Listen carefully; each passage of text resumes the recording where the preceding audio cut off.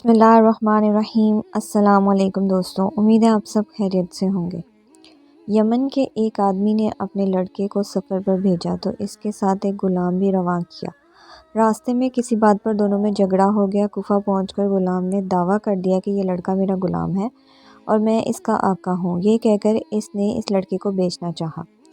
जब यह मुकदमा हज़रत अली रज़ियल्लाहु अन्हु की खिदमत में पहुँचा तो आपने अपने खादम से फरमाया, कमरे की दीवारों में 2 बड़े सुराख बनाओ और इन दोनों से कहो अपने अपने सर सुराख से बाहर निकालें। जब दोनों ने अपने सर सुराख से बाहर निकाल लिए तो हज़रत अली रज़ियल्लाहु अन्हु ने खादम से फरमाया, रसूलुल्लाह सल्लल्लाहु अलैहि वसल्लम की तलवार लाओ।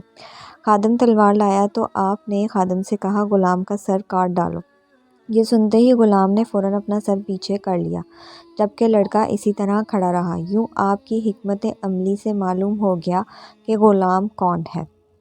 एक मरतबा हज़रत अली रज़ियल्लाहु अन्हु के पास एक शख्स को चोरी के इल्ज़ाम में लाया गया। 7 गवाही देने के लिए 2 गवाह भी मौजूद थे।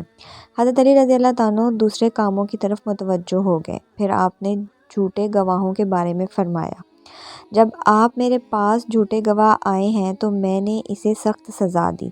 कुछ देर के बाद आपने इन दोनों गवाहों को तलब किया तो मालूम हुआ कि वो दोनों झूठे गवाह पहले ही फ़रार हो चुके हैं, लिहाजा आपने मुल्ज़िम को बरी कर दिया। दोस्तों, अगर आपको मेरी ये वीडियो पसंद आए तो इस वीडियो को एक लाइक और मेरे चैनल को सब्सक्राइब ज़रूर किया करें। जज़ाकल्लाह।